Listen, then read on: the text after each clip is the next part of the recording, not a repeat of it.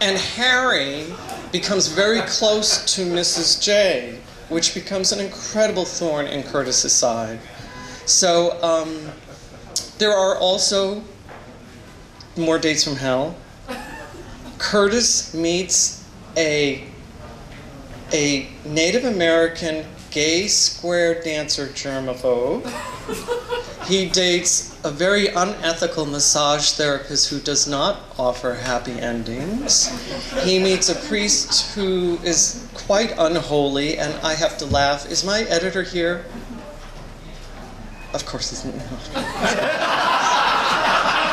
You know, this is being cammed. Thank you very much, Rich Merritt. This is being cammed, and it's going on YouTube tonight. Thank you very much to my editor. Julia, oh my God, all these people.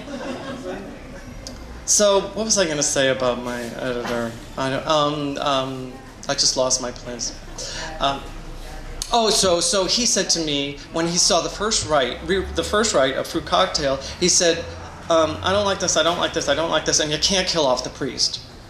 And I said, but he deserves it. He deserves to die. It's awful. He said, but you can't. It's like you're writing, you know, comedy. I said, I think it's funny. So he doesn't die. He almost does. He probably will. Just think of that when you read it. He dies later on. And he also meets a stalker.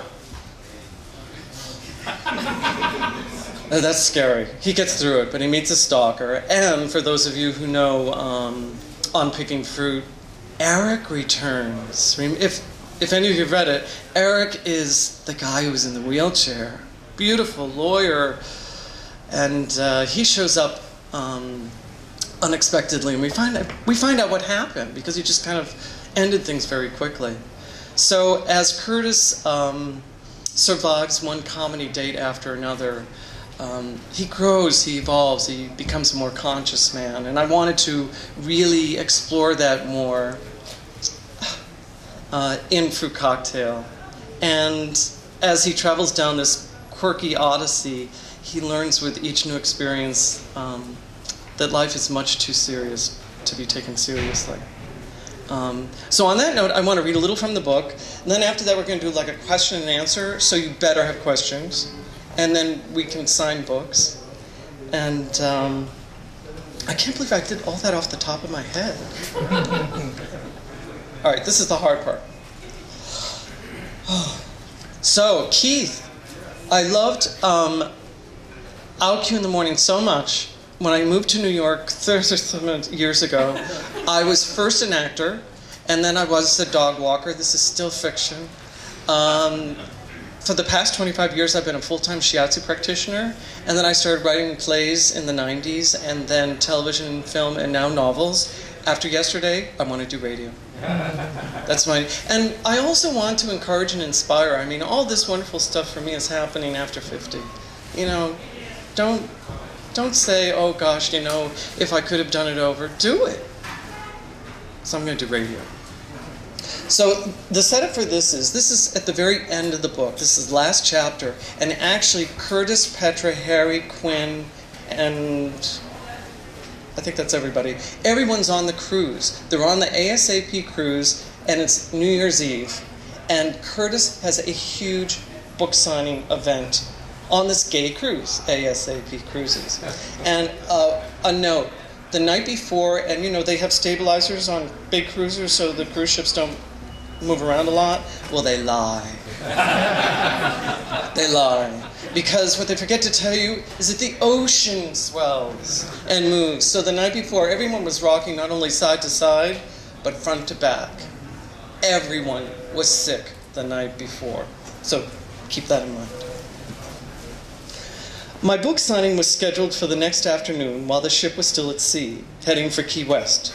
Down on deck 7, in the lounge area of the main lobby, was my typical book signing setup. There was a large poster of the book, and me displayed on an easel, and of course a stack of 101 Ways to Collide into Your Gay Soulmate piled high on a table. I was really excited because everyone on the ship had been sent a list of the day's events to their cabins, and my book signing was included. And an hour before it started, there was an announcement on the PA system to remind everyone to come on down to the lobby for a chance to meet me and get a signed copy of the book. and thank goodness the sea was calm. I arrived at 12:45 for the 1 o'clock event, and already there was a huge crowd of people in the lounge, and I really felt like I was in my element. Here I was promoting a book specifically written for these cruisers. This was a no-brainer, and I was so excited. I'd asked Mother, Harry, Quinn, and Petra to drop by a little after 1:30 when things might be a bit slower, and then we could chat. So, with a tall glass of ginger ale and a dash of bitters to calm my queasy stomach from the night before in my left hand and my mighty pen in my right, I was ready for the onslaught of avid readers. And there was an onslaught, but not of readers. A constant parade of some of the most beautiful men on this planet, mostly clad in the skimpiest of bathing suits, continually marched past my table. They weren't ignoring me. They just didn't even notice me, or my humongous sign, or my tower of books. At 1:01, the huge crowd in the lounge left for a volleyball game on the upper deck. At 1:02, a gay couple stopped by the table, read my poster, smiled at me, and then left. At 1:05, a gaggle of gorgeous men piled out of one of the elevators and promptly ignored me as they passed by on their way to a couple's massage class. At 1:10, a lesbian, thank God, stopped by and picked up my book. She read the back cover, she smiled at me, and she said, "Nice pick." And then she put the book down very carefully and left.